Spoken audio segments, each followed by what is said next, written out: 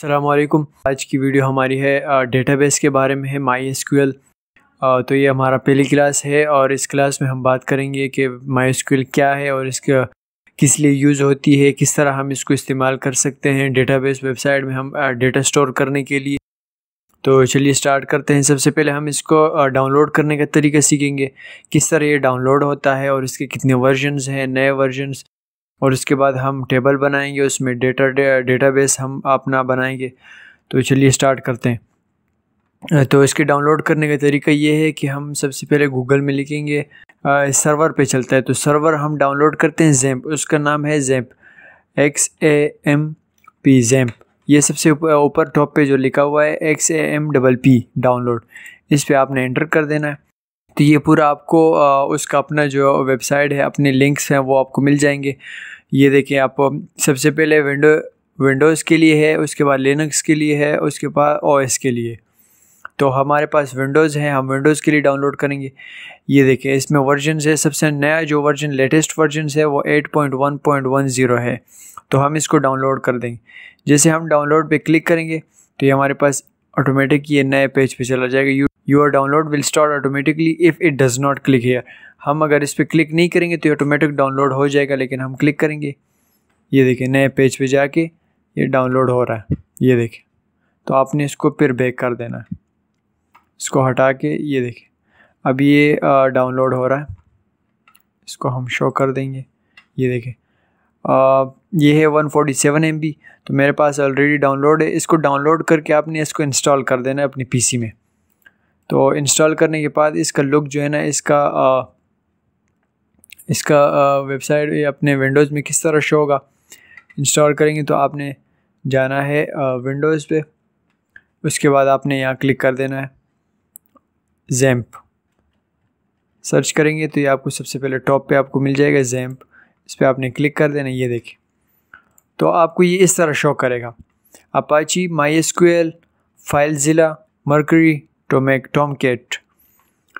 तो आपने जो MySQL स्टार्ट करनी है तो आप डेटाबेस अगर आपने रखना है तो आपको टेबल बनाने वेबसाइट के, जैसे क्रिएट फॉर्म है, लॉगिन फॉर्म है, आप रजिस्टर फॉर्म बना रहे हैं तो आपको स्टार्ट करना पड़ेगा MySQL। ये जैसे हम स्टार्ट करेंगे तो ये देखिए एडमिन पे क्लिक, उसके बाद हो जाएगा। अगर आपने PHP वेबसाइट में करनी है प्रोग्रामिंग तो आपको अपाची स्टार्ट करना पड़ेगा। अपाची जो सर्वर है वो आपको स्टार्ट करने, तो ये भी हम स्टार्ट कर देंगे। इसके बाद हम एडमिन पे क्लिक करेंगे, जो MySQL का एडमिन है उस पर हमने क्लिक करना है। तो हमारे पास ऑटोमेटिक ब्राउज़र पे चला जाएगा। ये देखिए, ये इस तरह लुक करेगा। तो अगर आपने सबसे पहले आपने एक डेटाबेस बनाना है। डेटाबेस में आप टेबल बनाते हैं, टेबल जैसे लॉगिन फॉर्म है, क्रिएट फॉर्म है, ये सब को आपने एक डेटाबेस में रखना है। तो ये कहलाते हैं डेटाबेस।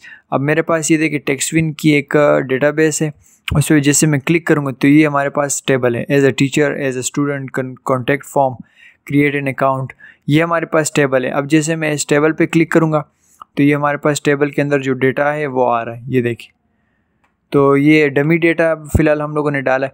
अगर आपने नया डालना हो, नया डेटाबेस बनाना हो तो आपको किस तरह बनाएंगे, न्यू पे आपने क्लिक कर देना है और यहाँ डेटाबेस का आप नाम लिखेंगे। मैं लिख रहा हूँ TXN। अब जैसे TXN पे मैं क्लिक करूँगा तो ये क्रिएट करूँगा, ये देखें TXN ये आ गया। अब आपको ये ख़ुद बताएगा कि आपने टेबल बनाना है। टेबल आपने किस टाइप का बनाना है। टेबल अगर हम बनाएं कॉन्टैक्ट फॉर्म के लिए, कॉन्टैक्ट के लिए अब आपको कॉलम कितने चाहिए। कॉलम मुझे चाहिए 6। अब जैसे मैं क्रिएट पे क्लिक करूँगा तो ये हमारे पास मुझे शो करेगा कि आपको कॉलम 6 मिल गए। अब आप इनको यूज़ करें। तो इसको अब किस तरह यूज़ करेंगे, सबसे पहले हमारे पास आएगी जो फर्स्ट कॉलम में आएगा वो ID, और उसके बाद आएगा जैसे फर्स्ट नेम, और उसके बाद आएगा लास्ट नेम, और उसके बाद ईमेल, उसके बाद आएगा पासवर्ड। पासवर्ड के बाद आप इसमें एज भी डाल सकते हैं, एज। तो ये हमारे पास टाइप है हम जो ID होगी वो इंटीजर होगी first. File name, first name वो होगा आपका वार्चर, और लास्ट नेम आपका होगा varchar। आप इसमें जैसे टेक्स्ट भी है, आप टेक्स्ट भी कर सकते हैं, टेक्स्ट में कर देता हूँ, इसको भी मैं कर देता हूँ टेक्स्ट। और ईमेल को हम varchar में रखेंगे, पासवर्ड को हम varchar में रखेंगे, क्योंकि पासवर्ड स्ट्रिंग्स भी होते हैं और विदाउट स्ट्रिंग्स भी होते हैं, तो इसलिए हम varchar पासवर्ड को रखते हैं। एज हमारे पास होगा डेट में, तो वो भी हम डेट में कर देते हैं। अब इनकी लेंथ अपनी रखनी है 100, ये तो ऑटो इंक्रीमेंट होगा, हम इसकी लेंथ हम नहीं रखते। और इसके बाद हम इसमें रख देते हैं 50, इसको भी रख देते हैं 50। आप अपने हिसाब से आप अपनी इनकी लेंथ रख सकते हैं 50। उसके बाद आपने जाना है आगे, इनको आपने नीचे चढ़ना है। और इसके बाद एक आएगा, ये देखिए AI का मतलब है ऑटो इंक्रीमेंट। ऑटो इंक्रीमेंट पे हम जिस तरह क्लिक करेंगे तो ये हमारे पास जैसे 1 2 3 है, 4 5 6 आईडीज़ जो होती है, आईडी यूनिक होती है, तो इसलिए ये प्राइमरी की है। ये 1 2 3, अगर 1 एक टेबल में आपके पास 1 आईडी है तो हम ये दोबारा 1 उस आईडी में नहीं रखेगा, इसकी आईडी यूनिक होगी। अगर आप नया डेटा डालेंगे तो वो यूनिक आईडी कहलाएगी, इसलिए इसको हम ऑटो इंक्रीमेंट पे रखेंगे। और उसके बाद आपने किसी में इसको नहीं छेड़ना है। जैसे आपने ये सब कुछ फिल कर दिया, अगर आपको एक कॉलम एक्स्ट्रा चाहिए, अब जैसे मैं एक्स्ट्रा 1 कॉलम है इसमें गो करूँगा तो ये हमारे पास इधर एक नया कॉलम आ जाएगा। अब मुझे इसकी ज़रूरत नहीं है, तो फ़िलहाल इसको इसी तरह रहने देते। अब जैसे हम सेव में क्लिक करेंगे तो ये देखिए सेव हो गया। ID, first name, last name, email, password, age, अब ये आ गया। अगर आपने इसको यहाँ से चेंज करना है तो आप ये देखें, इसको यहाँ मैं चेंज पे क्लिक करूँगा तो ये देखें आईडीज़ को मैं कर देता हूँ आईडीज़। जैसे मैं सेव पे क्लिक करूँगा ये आईडीज़ सेव हो गए।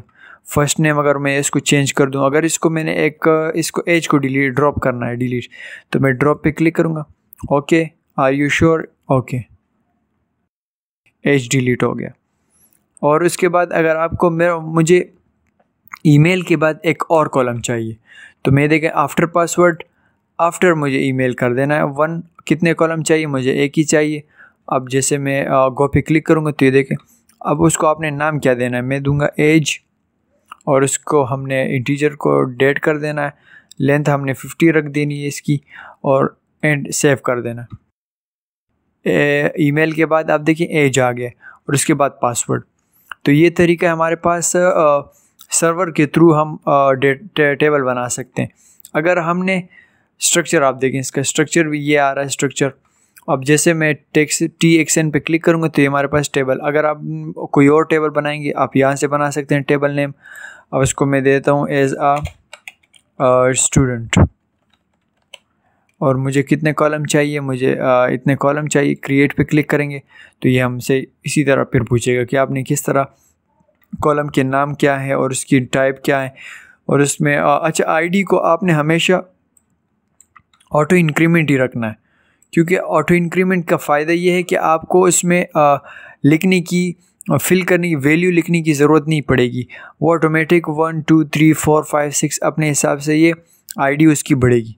और उसके बाद तो ये आईडी आपने रख देनी है, या आपने कॉलम नेम रखना है, टाइप रख देंगे, और उसकी लेंथ आपने, या अगर कोई आपको एक्स्ट्रा एक कॉलम चाहिए तो आपने यहाँ एक एक्स्ट्रा कॉलम और उसका नाम रख देना है, एंटर, तो यहाँ उसका आ जाएगा।